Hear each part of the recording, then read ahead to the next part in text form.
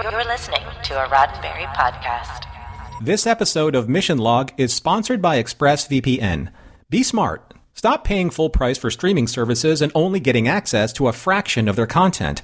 Get your money's worth at expressvpn.com/missionlog. Don't forget to use our link at expressvpn.com/missionlog to get an extra 3 months of ExpressVPN for free.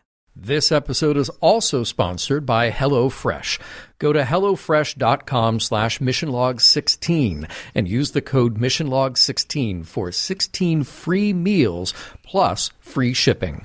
That's hellofresh.com/missionlog16 and our code missionlog16 for 16 free meals plus free shipping from America's #1 meal kit.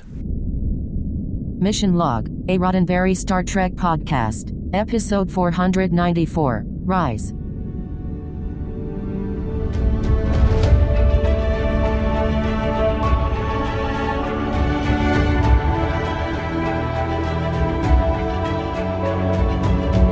Welcome into another episode of Mission Log, a Roddenberry Star Trek podcast. I'm Norman Lau. And I'm John Champion. Each week on Mission Log, we pick apart an episode of Star Trek looking for the morals, meanings, and messages, and seeing if the whole thing stands the test of time.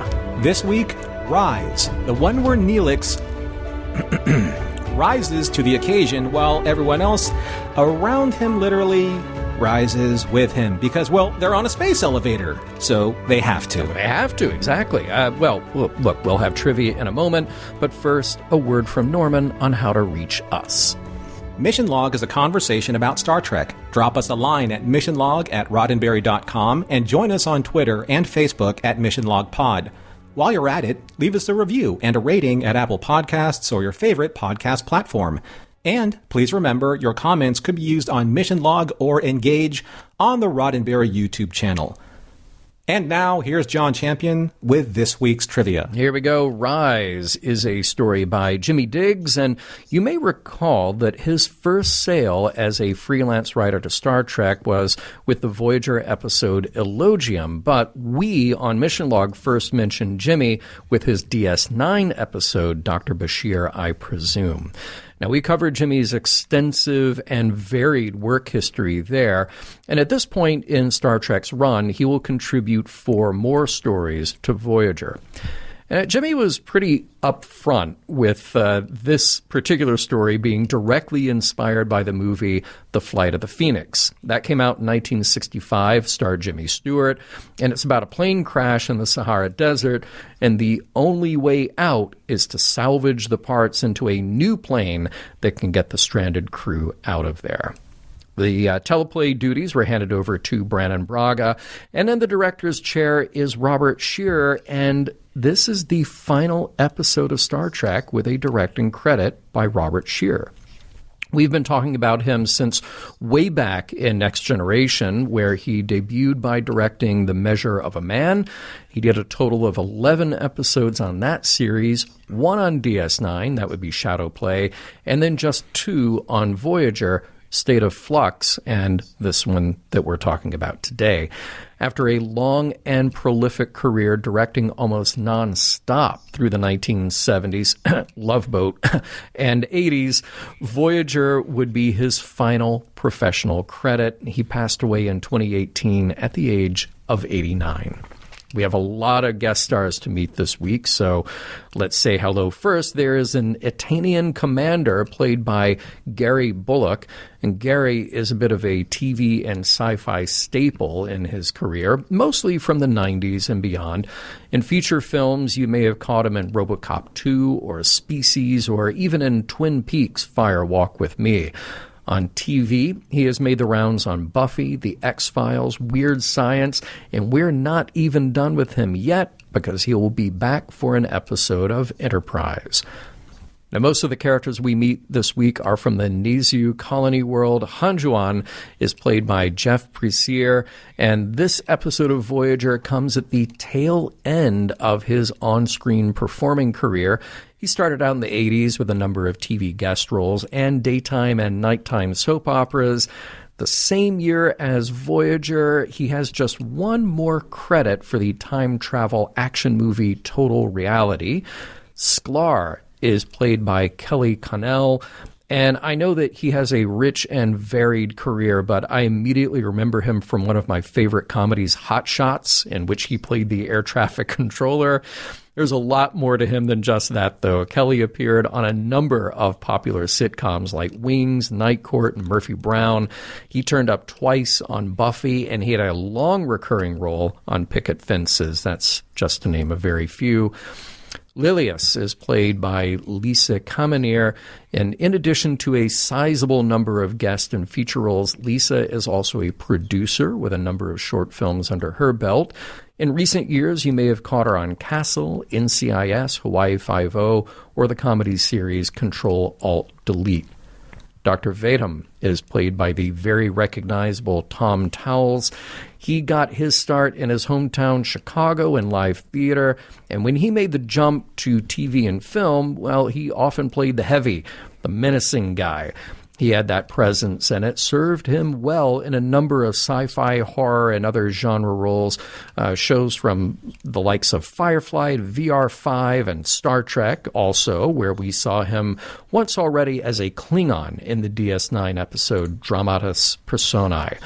He also did a lot of feature work like House of a Thousand Corpses, Night of the Living Dead, and Henry, Portrait of a Serial Killer.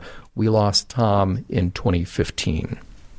Finally, the ambassador is Alan Oppenheimer, and we have mentioned Alan twice before because his guest credits include TNG and DS9, not to mention a Trek video game, but that is also a medium where Alan lends his voice talents a lot. The man has more than 300 credits and is still working as recently as last year's He-Man and the Masters of the Universe animated series, a franchise for which he has performed a lot. And don't forget, he was the second Dr. Rudy Wells as the $6 Million Man was making that jump from TV movies to TV series. This episode of Voyager marks the last of Alan's Trek performances as of this recording. Ground floor, housewares and shuttlecraft parking. Very, very sudden shuttlecraft parking. Going up? Prologue.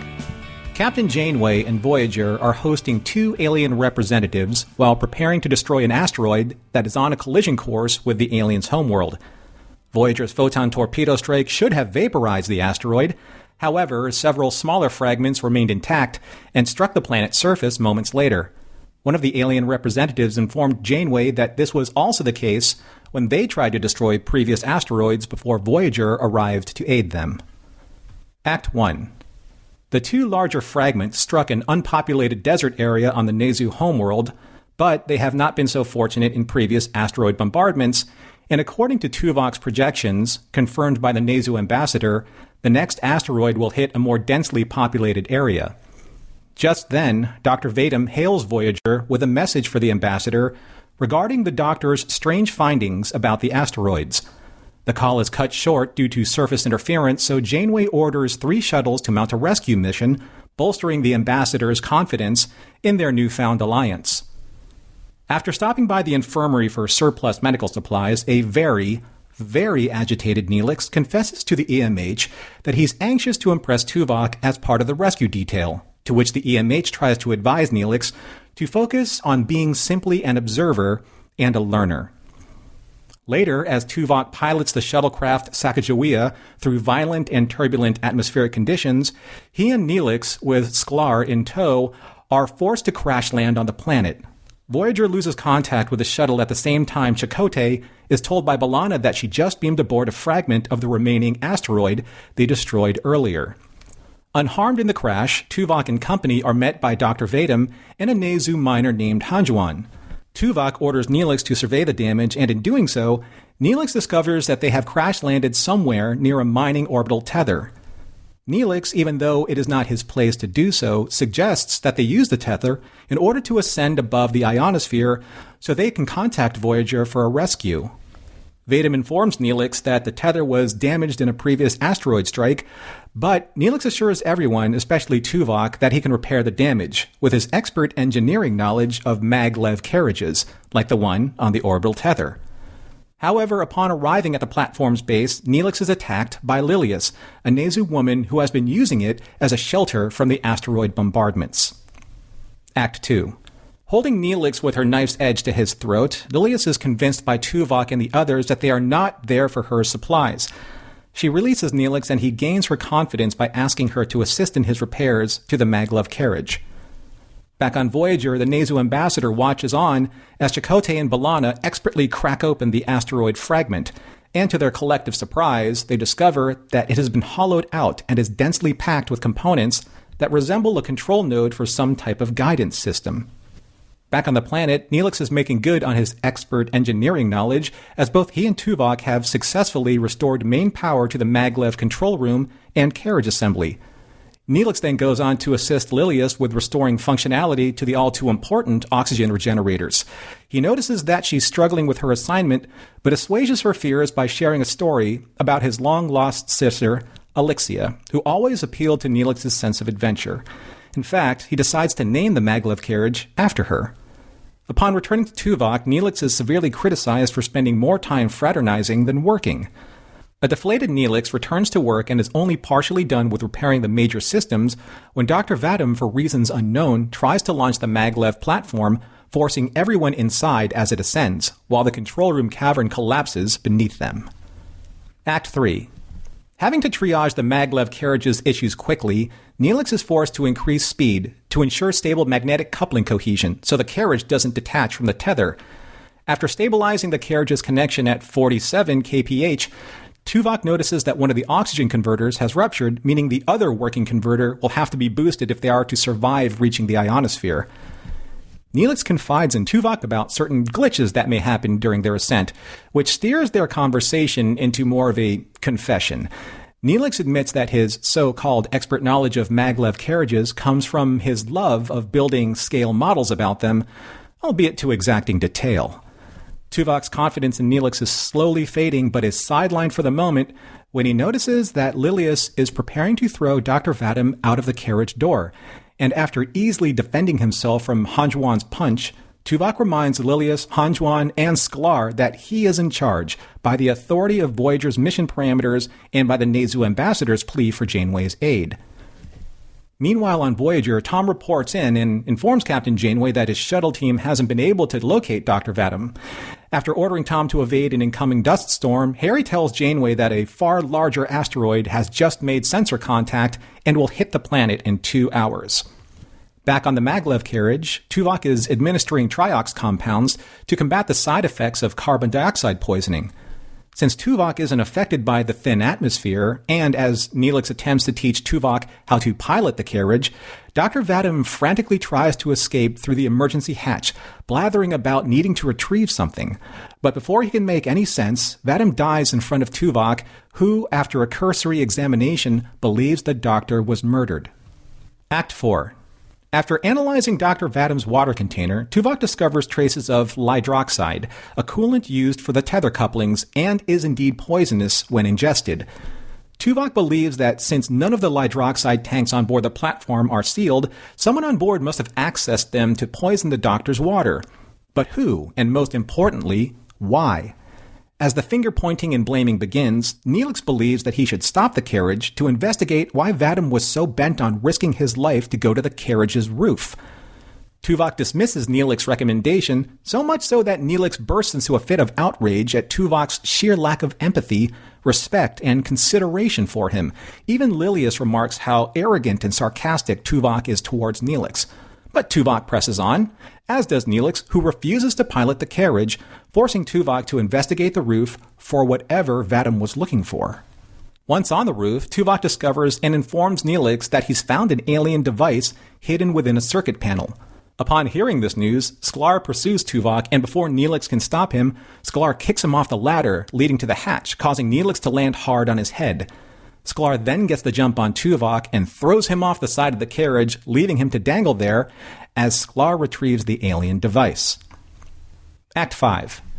Making his way back to the control room, Sklar, now armed with Tuvok's phaser, demands to get the carriage moving again before the next incoming asteroid hits.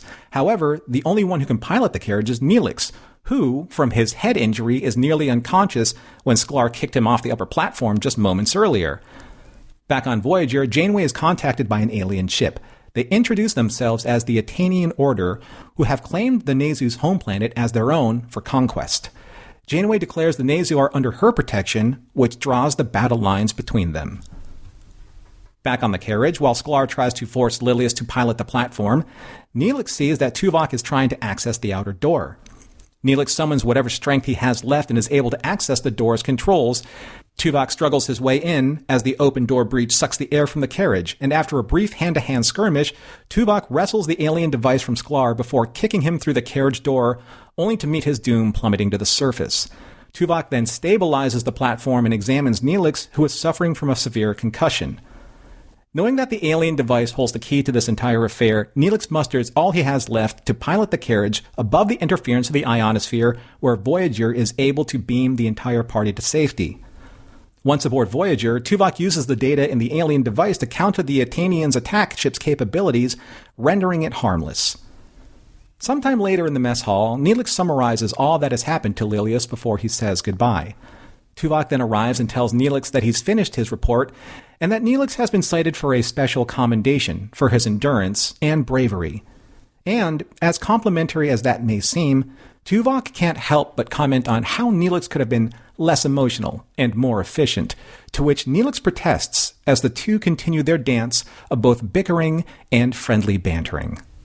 The end. All right, nicely done, Norman. And I hate to poke holes in things this early on, but right at the beginning, I have to announce that I will make fun of the Nezu. I will make fun of these aliens because the makeup, the wardrobe, especially the kind of weird delivery at the top. Like Alan Oppenheimer is very almost regal looking. Like he has a lot of presence, Yep. And then Sklar, of course, you are playing differently for a reason, right? But they kind of come across like a couple of 1950s sci-fi movie aliens, like they would be made fun of on MST3K. Oh, for sure. Yeah, they were definitely Lost Skeleton of Cadavra level aliens. They were a little bit. I will say in the teaser we got some pretty decent looking CG with the asteroids falling and the explosions on the surface. Thought that looked all right. Now, if you looked at the asteroid explode, you can actually see the two fragments that they careen off to like camera right. So those are the two ones that will, they will bombard the planet later, right before the credits. So I thought that was actually really good. Yeah, pretty nice looking. I wonder, did nobody think those asteroids were suspicious up until this point? Because it just seems like they're kind of suspicious well before this point. But I guess the answer is that Vadam did, but he didn't have enough to go on. But the whole idea, they keep coming and they won't break apart in the atmosphere. Yeah. That's something that you would want to hear in a captain's log, captain's log, whatever. We're helping these aliens out because all of a sudden these asteroids just started bombarding their planets. And Janeway, I think, would ask, so how many have and how long? It's just last week. For a week? Yeah. Okay. Yeah.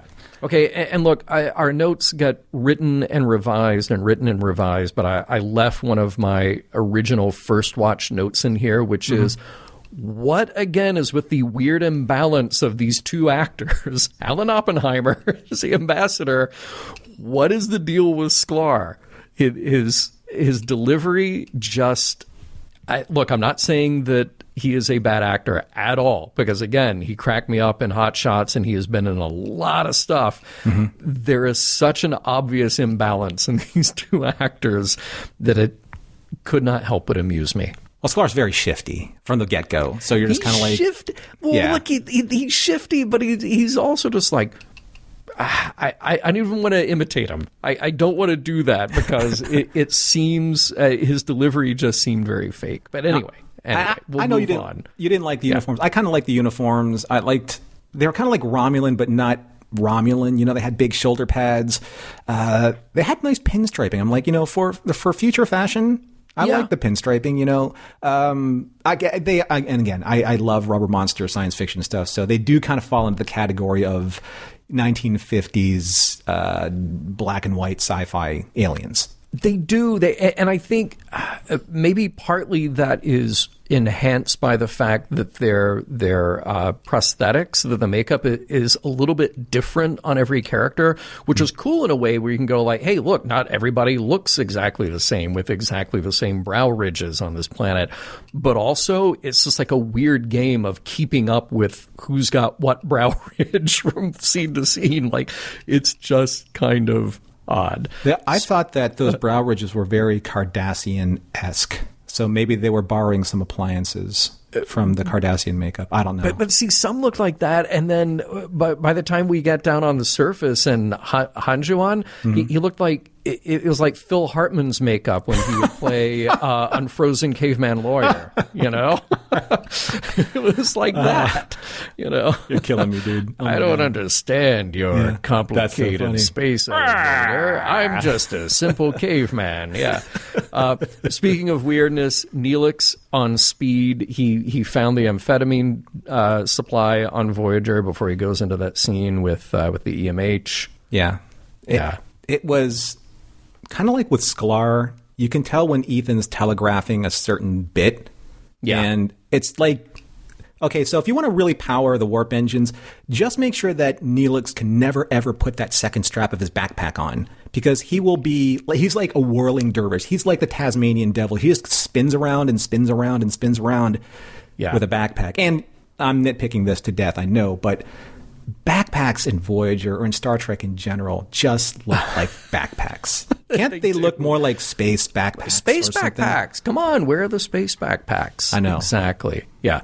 I do love the EMH's line, Mr. Tuvok seldom acknowledges my brilliance. Perfect EMH line. I got to give credit to Brannon for coming up with so many good lines for the EMH. And that shuttle flight coming down onto the surface, that was terrifying, and I'm not even on it. I'm just sitting in the comfort of my living room, and that was terrifying. Yeah, it's a great delivered scene, but at the same time, though, so I'm watching this, and they crash, and Neelix does his reconnoiter. Yeah. And all of a sudden, like, he sees something that is literally, like, large and shooting straight up into space. Right. And, like, no one is seeing this at all. Like, Voyager doesn't have this on sensor. It's like, hey, what's that thing? Yeah, by the way. Yeah, and these orbital platforms you say they're connected to, they're not at all even around the planet or in sensor range at the beginning that the asteroids get hit. Right. Right. I know it's devil's advocate-y stuff, but of course. I love the base station of the tether because it just reminded me of just like this very classic Star Trek prop dump. That big dome in the middle of the controls. Like, it felt very TOS to me.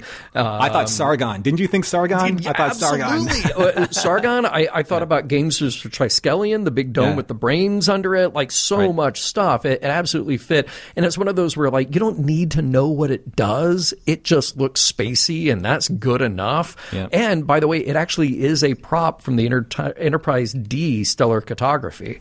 So that was a reuse and a good reuse at that.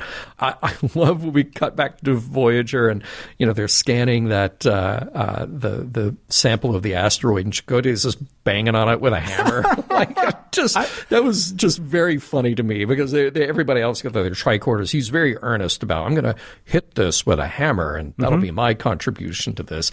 And a cool little reveal of the technology inside. I thought that was neat. Yeah, I mean, how lucky that not only do they not damage anything, but they found the actual piece of debris that splintered off of the explosion that actually had the components inside. Yeah. Very well protected, I may add. I mean, it looked like everything was intact. Nothing was shattered.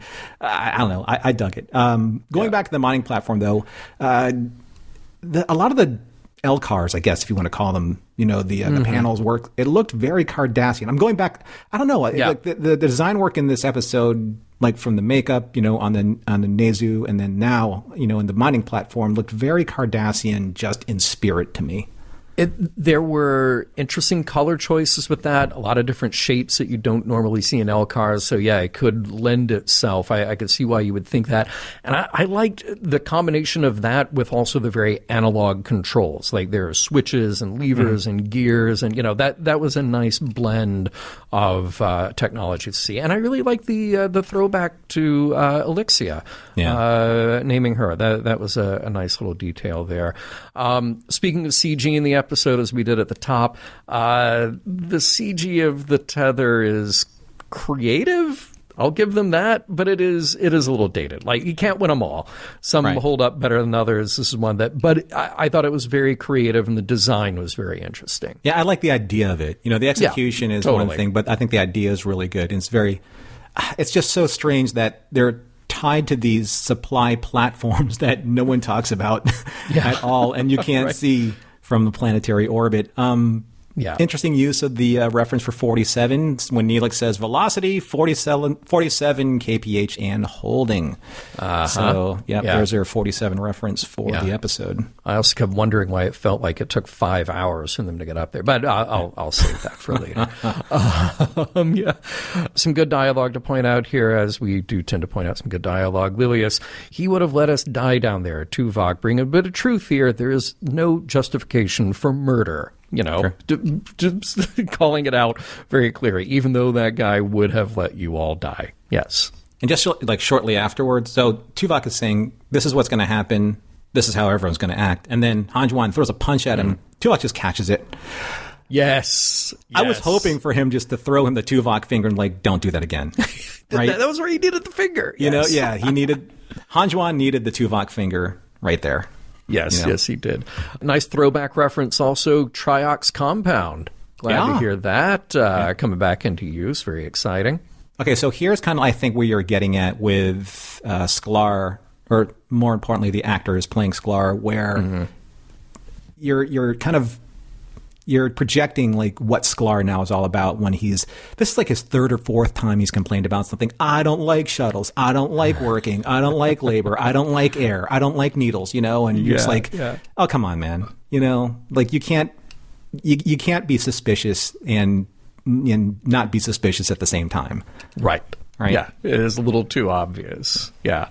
I do like, there's something out there on the roof. It kind of had shades of Terror at 20,000 feet. Oh, sure. That was kind of nice.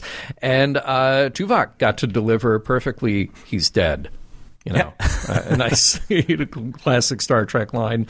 And I know we're going to get into it later, but Neelix just losing it with Tuvok was great. And just you're filled with contempt and sarcasm. Oh, some good lines here. But I know that we're going to, that'll be a major part of our conversation. But I like it that there's somebody from the outside, i.e. not Starfleet, calling Tuvok on his behavior. Yes. And that Lilia said that. When, yes. Tuvok's being very dismissive, and she's like, no, Neelix is absolutely right. And I like that you see this, because maybe other junior officers on Voyager would never have a chance to say this for fear of what would happen, the reprisal, or Tuvok just saying no, it's obviously your problem, not my problem. Right. Yeah, love that. I did wonder, can you just go out on the roof of a space elevator? I guess so, but use a safety harness, something like that, and maybe.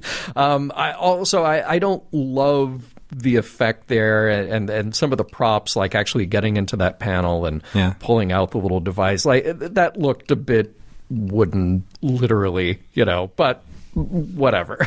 It was a little clunky. A little clunky, yeah. I think were you looking for, say, the kind of like when Lando goes through to the to catch Luke when he's falling from Bespin, to hook onto something as the outside chamber opens up, so he's not sucked out by the wind. Yeah, exactly. You'd think that's a thing that you would do. You would just tie yourself off so that you could do that. Yeah. And they didn't quite catch the drama. I think one of the most dramatic scenes like that, where you're not actually putting your real actors in danger. Think about the suspended gondola fight in Moonraker. Right. Okay, that you got a couple people on top of a thing that's moving, and okay, that's scary stuff. Here it's just wow, those clouds look cloudy. Speaking of shade, before Tuvok leaves to get to above, and looking for the thing, he says so Sklar says, "I can't believe you're going out there. You don't even know what you're looking for." And Tuvok says, "I'm looking for Mr. Neelix's instinct. Perhaps it will be marked." I was like, I double took on that. I was like, what? Whip pan. I was like, wow, that was sharp. Yeah. Speaking of condescending, really. I mean, look, the whole thing, when you build up a scene like that and you're in a space elevator, I feel like it had to build up to a showdown on top of that space elevator. It just had to, which, by the way, it seemed to be ascending very slowly. Like, it might have been high up, but it just seemed to be moving very, very slowly. That's what they should have named this episode, John. They should have named this episode Showdown on the Space Elevator. There we go. That's the title they were looking for. Yeah. I guess we did find out by Act 5 that they saved the makeup budget for the Atanian. We just had to throw it all on him. We're only going to see one of those. So we'll do all of that there. And I did wonder, like, here's Janeway just picking sides again. Like, did she learn nothing? She's just picking sides. How about this? How about, you ever heard of the Nizu? No, never heard of them. No, we're moving along. That's your problem, not our problem. Right. Yeah. I do love the moment of Tuvok's reaction to the hug. Perfection. He's great. Peak Tuvok right there. And I hate to bring it up, but they did just beam everybody up while Voyager's shields were up. No, I love bringing that up because that's a thing. Yeah. Okay, all right, then I brought it up. There you go. I was thinking the exact same thing. So Voyager's in a firefight with an unknown ship whose first volley takes their shields down to like 85%. Yeah. That's pretty impressive. And then all of a sudden, we need to get this thing to Voyager. Hold on a second. Let me put our shields down. We're going to beam them up, put our shields back up, and engage the firefight. I'm like, what? What part of the audience are you guys writing for? Like the people who aren't paying attention or everybody else who pays attention? Right? Well, a little weird. Speaking of also this unwritten look, which I thought was very interesting. So Tuvok and Neelix, the ambassador asks them about Sklar and what happened. And then they kind of look at each other. Neelix and Tuvok look at each other. And they don't really say anything about how Tuvok kicked Sklar out of the out of the carriage and having him fall to his death. But wouldn't that eventually make it into Tuvok's security report? You would think that it has to, and I guess that security report is only for Janeway's eyes because they're never going to see the ambassador ever again.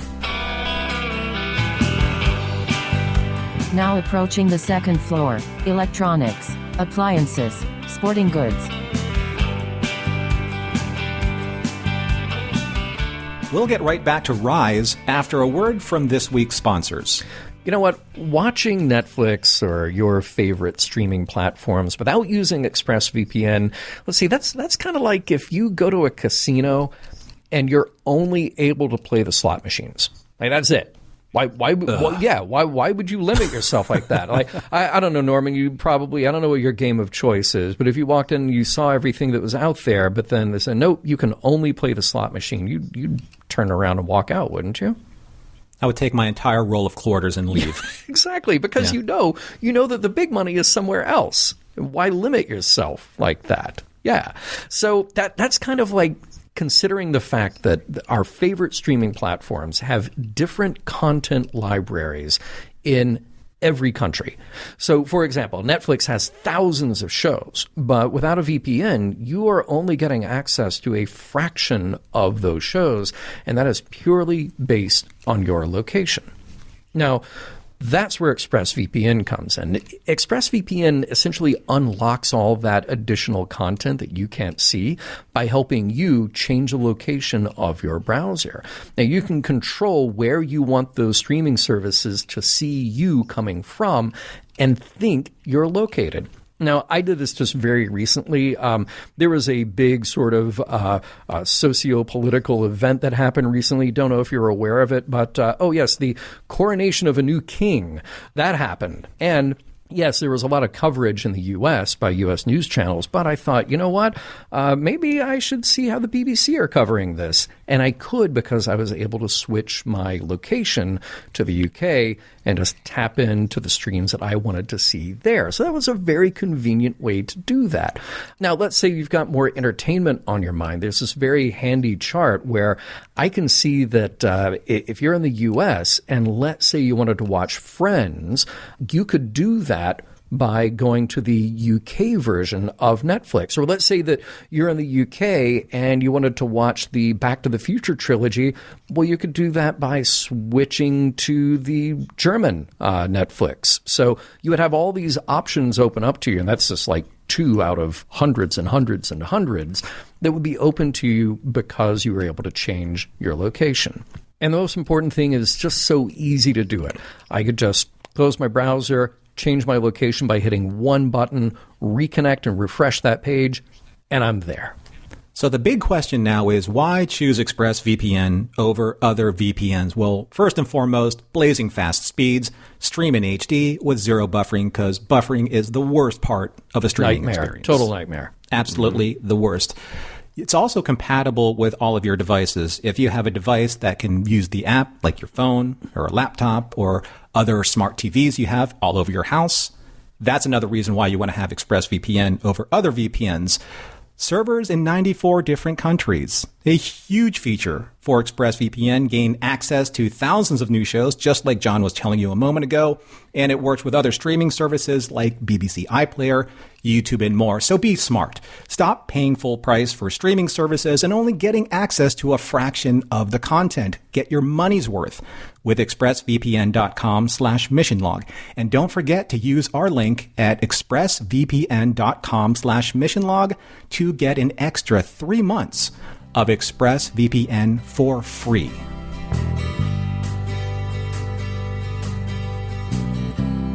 And we'd like to welcome a new sponsor this week. With HelloFresh, you get farm-fresh, pre-portioned ingredients and seasonal recipes delivered right to your doorstep. Skip trips to the grocery store and count on HelloFresh to make home cooking easy, fun, and, very important, affordable. That's why it's America's #1 meal kit.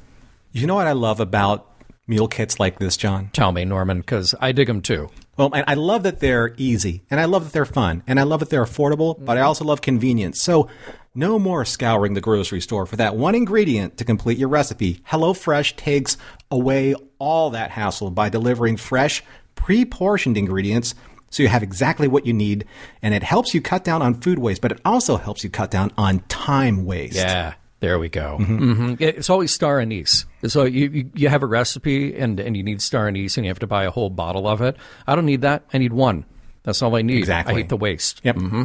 Yep. And, you want to make dinner time easy and fast and convenient. And then HelloFresh gives you easy options that will please everyone at your table. You have fit and wholesome options. You have pescatarian options. You have veggie options. They have meal plans that suit you and suit your lifestyle. Plus, you can swap out proteins and sides to your liking. So I like that flexibility, too. Yeah, it's nice to have that kind of customization. And here's so many other things to like about HelloFresh. Well, you can save money off your ever-expanding to-do list with the help of HelloFresh.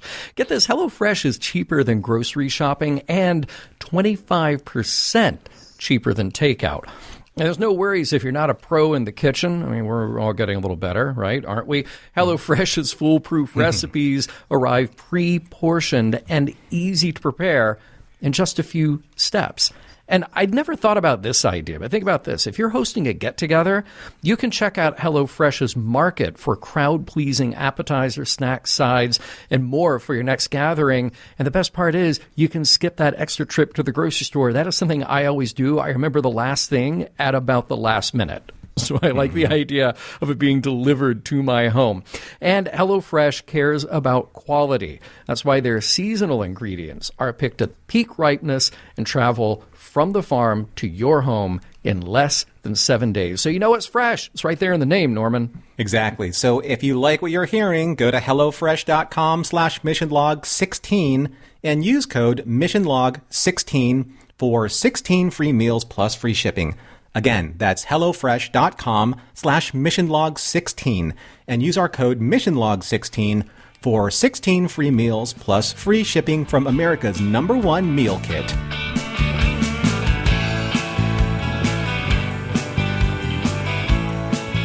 Before we get into the heavy stuff, I just have to say again, dated CGI or not, good design, maybe a design you don't care for, whatever. I love the idea of a space elevator because I love the I love that this is the thing that scientists, technicians have theorized about for a while. And yes, there are all kinds of hurdles to actually make that a thing. I'm not holding my breath that I'll see that in my lifetime, but I mean, like atmosphere, gravity, swaying, rotation, stuff. But every time an objection comes up like that, I feel like there's some scientist somewhere who say, "Well, no, but you can compensate for it like this," and then like, "Oh, okay, well, maybe." But there's a lot of assumption there about how you can make it happen. So I love the idea. I love that we get to play with it in a science fiction construct like this. I'm going to throw out an idea that they didn't think of in the show.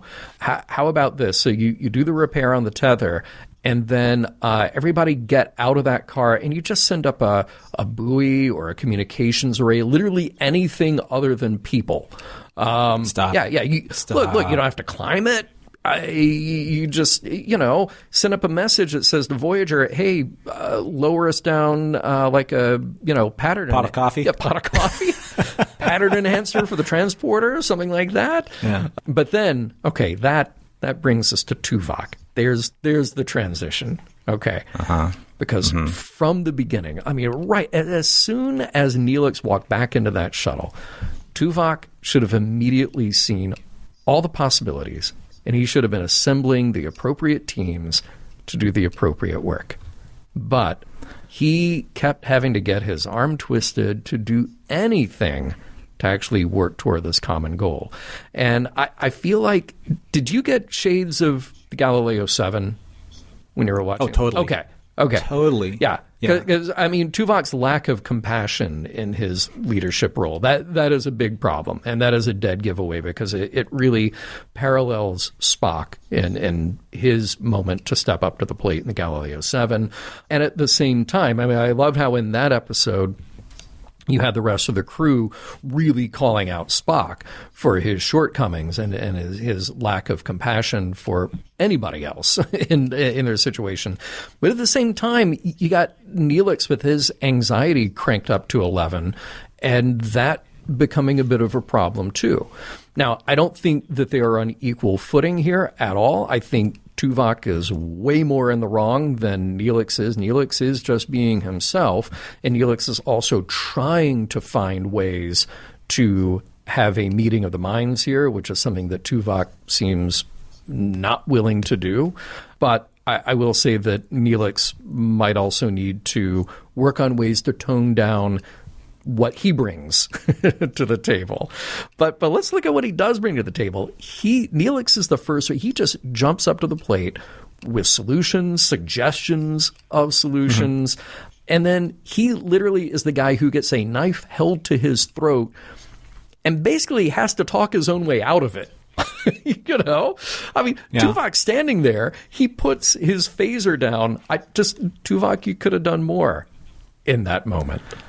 I think that everything that you've described is very similar to, say, the beginning of, and I'm going to say this because I think it needs to be said, Tuvix.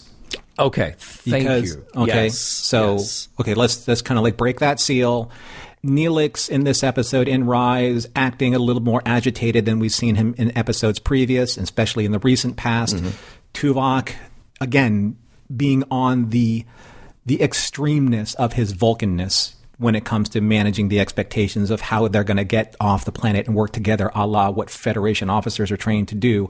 That's how those two were at the very beginning of Tuvix. We mentioned this in that episode where they were just at the extremes of their personalities in order to force a far more dramatic clashing of personalities in Tuvix. And then what happens? They get fused together. So the big question is, because they're acting in these extreme modes of their personalities in this episode, are we to believe that Tuvix never happened? See... And there are specific lines in this episode that really irk me because I know that Tuvix happened. And this one thing, it's such a cold line. First of all, I love how everybody else, I mean, Neelix especially, but Lilius, I love how Tuvok is getting called out for his terrible behavior. Mm-hmm. And then Tuvok actually says, I have no feelings for Mr. Neelix.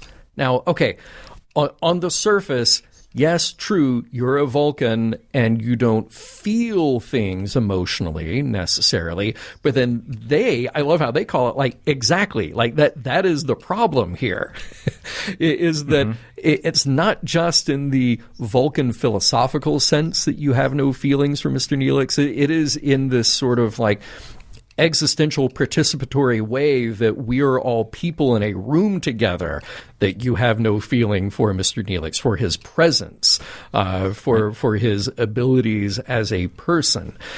So I love the honesty of what they all bring to it, but that line, that alone made me think like, wait, all the stuff with Tuvix should have made this much more profound and much deeper under the surface than what's going on here, because just by that experience alone, Tuvok should have some feeling for Neelix. They shared a brain, you know? Right. And if you're we want to reverse that line a little bit, even if Tuvok says, I have no feelings for Neelix, what he does understand or should understand after Tuvix is that I know that that Neelix has feelings himself. Yes. Right? Yes. So that's the big issue here. It's like, it's fine that a Vulcan doesn't have feelings, but he has to recognize through their shared experience of literally being fused together genetically, you know, with the shared memories of both, that Neelix is a very sensitive person who he craves Tuvok's affection and admiration, right? He knows that, yeah. Right? I mean, there are parts of Tuvix, and I went all the way back and looked at my notes, where Tuvix is saying, like, I know that I'm not going to add spicy foods to Kess's crepes. I know that I'm not going to, because I don't like spicy foods myself, I'm not going to make them too spicy because Tuvok doesn't like spicy. Right. I know that I know all of these intricate details about both of their lives, that in and of itself should have carried on into this episode, because it makes their confrontation strange. Yeah. But because look, you can logic your way into a position of being a better, more compassionate leader. Like, even if that is the only thing that you're basing it on, you can remove the emotion from that equation.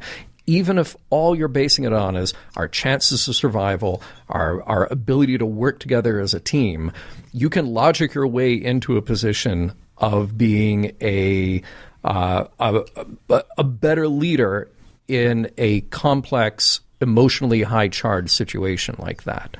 That's why it's so unfortunate to see Tuvok not even getting that part. But, you know, we've seen plenty of examples of Vulcans using logic for the worst possible outcome, including this particular Vulcan.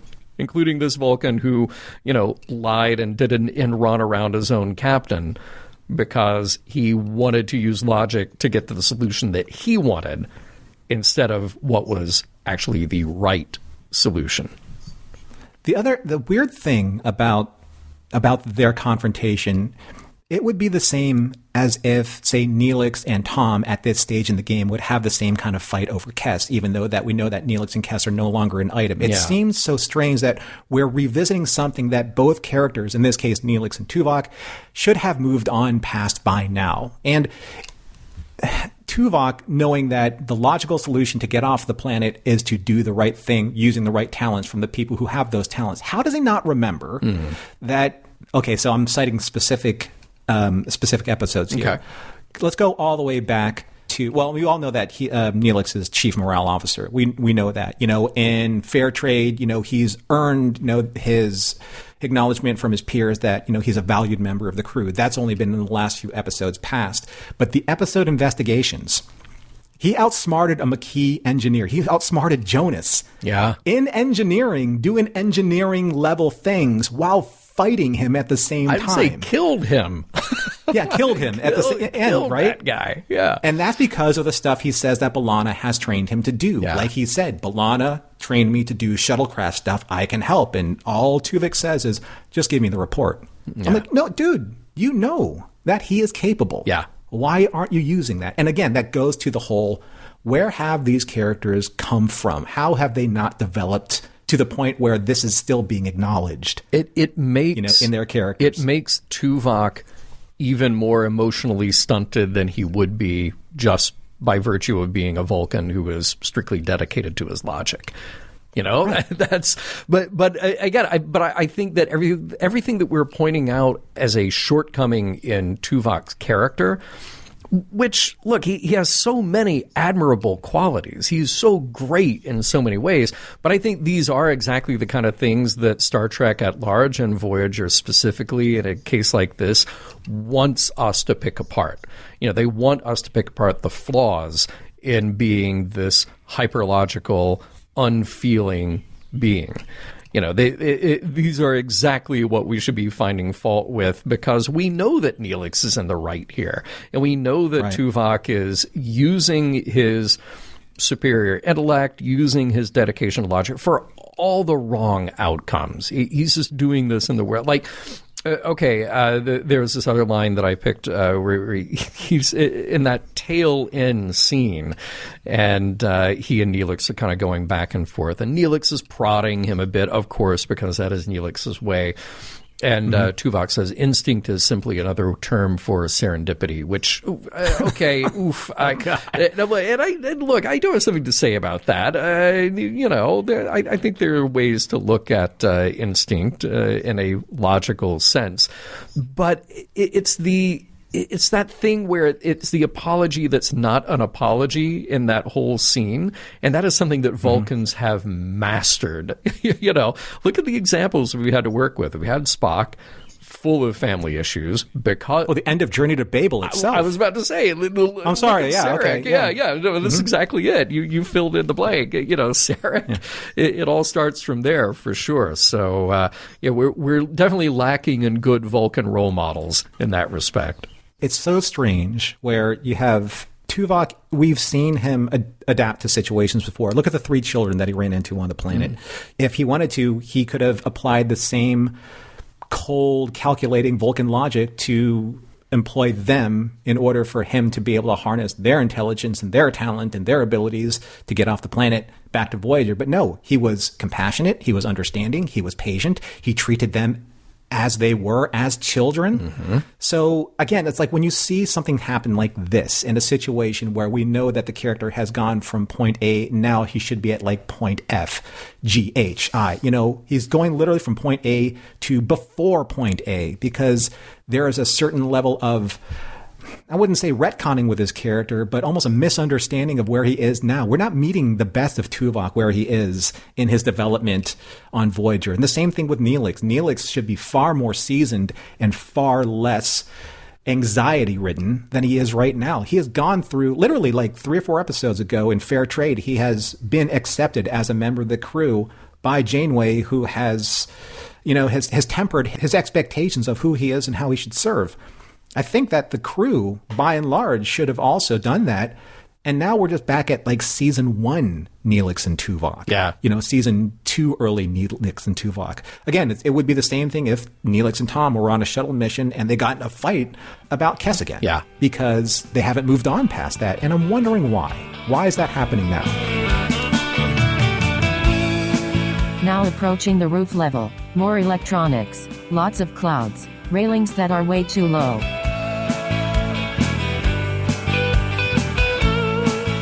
Well, we've made it to the end, and hopefully everyone got a rise out of what we had to say about this episode. I have seen, though, John, and maybe you can help me with this early on before we get into answering the big questions, which we always do at the end of our episodes. The big questions being, does this episode hold up and does it withstand the test of time? And then do we find any morals, meanings, and messages? But I have seen this episode listed online 2 ways. Rise and rise with an exclamation point. Really? Yeah. So I do believe on a certain streaming network that streams exclusively Star Trek, it is rise with an exclamation point. Oh, interesting. I think the exclamation point is uncalled for. I'm just wondering if it was originally done that way. It was changed. Is it a typo of some kind? I have to go look at a script and see if that's the case. But I think it is a wholly unmerited exclamation point. But maybe they were just trying to infuse it with more enthusiasm. Maybe that was the whole thing. Enthusiasm. Right. Well, let's take a look here and we'll see how enthusiastic we are. Let's look at some of the positive aspects of this episode. I think we have a classic look at command style and people getting along in the workplace, something that Star Trek has definitely done before, and we have pointed out in other episodes of Mission Log, the way they do that exploration. I think Ethan Phillips is great in this. Yes, he has those over-the-top moments, but man, when he is asked to do something personal and dramatic, he really delivers. I loved the sincerity and the quiet of that monologue about Alexia when he's describing that story to Lilius. I thought that was really nice. Let's go to our man Tuvok. He is wise in so many ways. And I love how Voyager makes him unique among the Vulcans that we have seen. He is similar. We've just pointed out similarities to Spock and Sarek, but he is also his own person. Like a lot of Vulcans, though, he has some major blind spots. He didn't see the logic in talking about Ponfar a while back, and he didn't show the simple respect to the people on his team. Again, I don't see the logic in failing to do that. But here's the thing, though, in this episode, you also need Tuvok's ability to take command. And you need his cold ability to cut right through a situation, size it up, and not let emotion get in the way of making a decision, especially when things are so heightened that something like, a little light murder is on the table. For summing up the episode, I love the sci-fi of it all. You have the space elevator, you have the espionage plot, you have the action scenes, and they really do try to fit some personal drama in here as well. But the script tips its hand early and often. So rather than subtext and discovery, we have a lot of moments of the characters just blurting out exactly what's happening. I mean, we open with nervous Neelix spelling out exactly why he's nervous, and I think that hurts what we get from that moment forward. It's not a bad episode. In fact, it's a very good episode because of the strength of many scenes and many of the performances, but it is also an uneven episode that isn't greater than the sum of its parts. So it's hard for me to recommend in that case. At the same time, I can respect what they probably thought they were doing here, and I can respect all the throwbacks to vintage Trek, like I mentioned Galileo 7. I love the idea that Jimmy Diggs was inspired by the movie Flight of the Phoenix. I think all the parts are there, and I think using some of the emotion that we've gotten out of these characters before, I think all of that really works. But then I think it's taken down by what you just pointed out so forcefully in the last segment, which is, how are we doing this story now when we know what just happened however many months ago when we met Tuvix? Mm-hmm. Yeah, I agree with what you're saying, about the elements are good. There are, of course, I think we're going to be able to find that in kind of like in the context of these episodes. But why I'm going to say no to this, and it's been a long time since I've said a hard no about, does this episode hold up? It's because it's not that it doesn't take our characters forward, or anywhere. It almost regresses them in a bit. It regresses Neelix and Tuvok to a point where they've lost a lot of the ground that they've gained since Tuvix. And I think that a lot of this episode spent more time on things that, for me, just didn't sell the episode a lot, like the whodunit drama, and focusing on some more of the borrowed tropes. Like, again, the Galileo 7 is popping up a lot, and the saboteur du jour whodunits, kind of drama that wasn't really going anywhere because Sklar was so telegraphed as the assassin. It was kind of, comedic. that time, I think, could have been better spent on doing something they haven't done yet, and I'm not even sure if they're going to do at all, since I haven't seen the rest of Voyager up to, from this point forward, per se. Focusing on the relationship between Neelix and Tuvok and that kind of like conversation that they never had after Tuvix. Like the whole, what happened to us? How do we rectify this? Can we still, work together as not only like teammates, but as friends? How are we going to have that next day conversation? And what does that do to us? Have we learned anything? And if we learned anything, then why is this happening to us now? So why are we having this breakdown in communication? Why don't we understand each other? I thought that this was a hugely missed opportunity in an episode that basically focused on why they were who they were before Tuvix, why they were kind of always at each other's throats, why they were always irritating each other. It's because they never understood each other. Yeah. And they still don't. Yeah. After this it moment that they have, it being them actually literally being fused genetically with each other. Yeah. It's as if it never happened. And I find that so woefully regrettable about this. That's why I can't recommend this episode. This is why it just doesn't connect with me at all.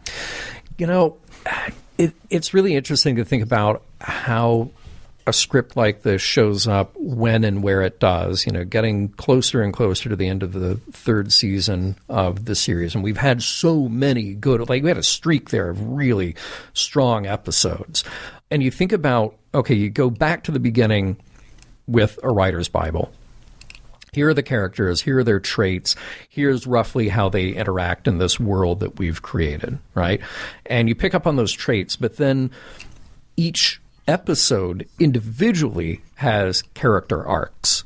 You have to build in an arc so that, like in this episode, Tuvok has to go from this hardline, purely logical, unfeeling leader to somebody who in the end shows some compassion, shows that he's learned the reason why he has to be more compassionate toward Neelix, right? And you can do that on an episode by episode basis. Neelix in this episode, you have to give him an arc where he's nervous, he is beaten down, then he finds the strength to confront this person who has been mistreating him in the position that he has. So on an episode-by-episode basis, that works really, really nicely. I think what we're missing here, and Tuvix, as you keep pointing out, is like the glaring example of what happens when you actually think through a season-long or a series-long arc where you can go, okay, these characters might behave this way now, but once we get past this certain hump, they now have to act this other way. Or we have to give some nuance to the reason that they act this way to each other. We've done it in small ways. Neelix was hyper jealous about Kes. Finally realized that's not working. We got to get rid of that. And then we don't quite know where to go with the relationship with Kes. So now we're just going to we're just going to wipe away the relationship with Kes, even though we never got a scene to do that. But now we're not going to accidentally go back to a scene where Kes and Neelix are suddenly back in a relationship. So at least the writers from that perspective, they get it.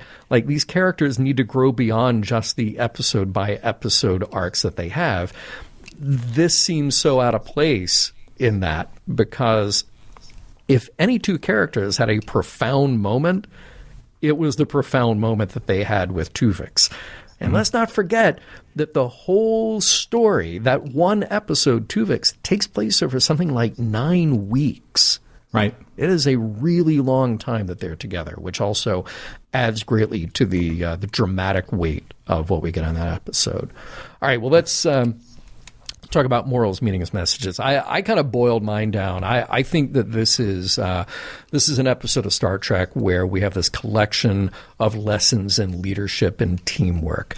I think to Tuvok's strength, you strategize with logic. Nothing wrong with that at all, but you have to temper that with a genuine care and concern for the people around you. Otherwise, you cannot be an effective leader if you don't understand their needs and who they are. On Neelix's side, speak truth to power, especially when it's unfair and narrow in its view. I love that moment that he has. I think he earned it, and I think Ethan played it beautifully. Listen and let everyone contribute in the ways that they know how.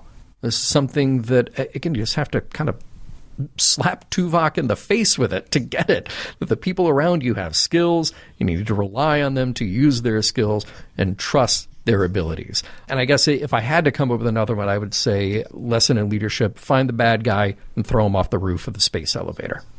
I put that up to number one. Maybe so. Maybe you start there, and then that paves the way for a lot of other stuff you can accomplish as an effective leader. What about you, Norman? Well, it's very similar. I wanted to start with referencing Neelix's line in the infirmary when he's talking to the doctor. Neelix says, "I'll be fine. It's just that I'm a little apprehensive. I've been assigned to Lieutenant Tuvok's team, and no matter what I do, I can't seem to please him." But then I kind of landed on the him part, to please him, to please Tuvok, and not to please Neelix himself, in his role. I found that was a very telling moment for Neelix, and I kind of put a pin there, and I wanted to see where they were going to go in the episode from that moment. And it goes from that, to playing kind of second guessing, what he was supposed to do for Tuvok, and to have Tuvok, shower him with admiration. But then you had that moment literally in a pressure cooker.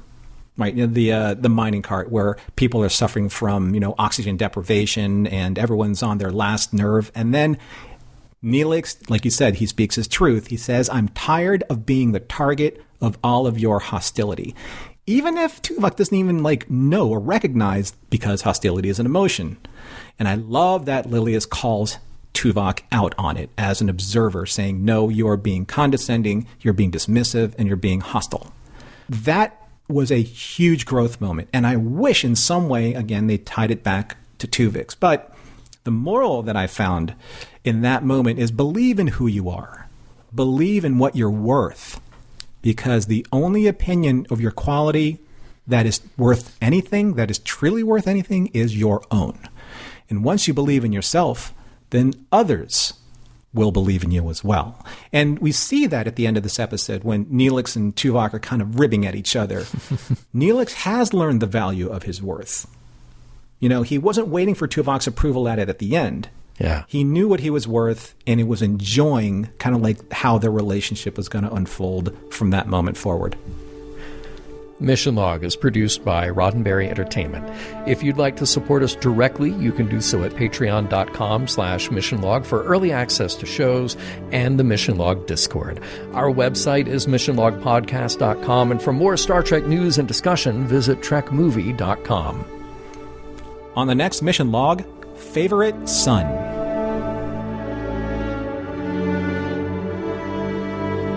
Some of the music for Mission Log provided by Warp 11, online at warp11.com. Special thanks to consulting producers Adam Brusky, Matt Esposito, Homer Frizzell, John Mann, Mike Richards, and Mike Schabel. I think I worked out where the railings went. I think someone turned them into giant number 2 pencils for next week's show.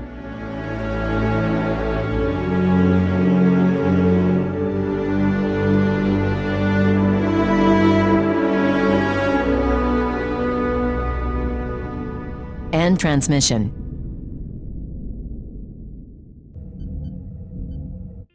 This is a Roddenberry podcast. For more great podcasts, visit podcast.roddenberry.com.